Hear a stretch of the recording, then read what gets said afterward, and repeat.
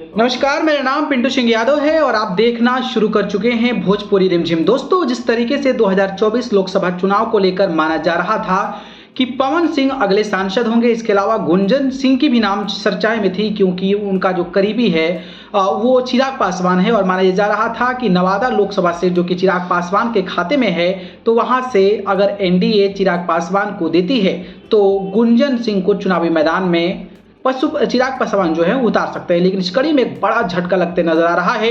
जी हाँ, बात करें तो आपको पता होगा कि बिहार में लोकसभा चुनाव को लेकर जिस तरीके की तैयारियां थी, अब सीट बंटवारों का ऑफिशियल डेटा आप सभी के बीच में आ गया है।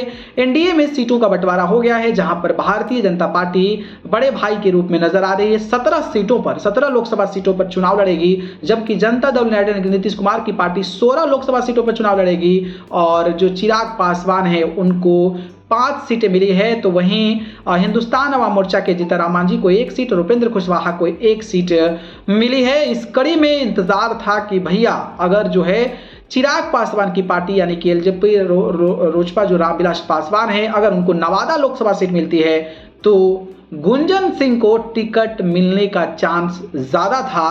लेकिन नवादा सीट जो है वो चिराग पासवान के खाते में नहीं गई है और जो नवादा जिला है वो भारतीय जनता पार्टी के खाते में गई है और भारतीय जनता पार्टी के साथ गुंजन सिंह का वो रिश्ता नहीं है जो कि चिराग पासवान के साथ जितना स्ट्रॉन्ग था।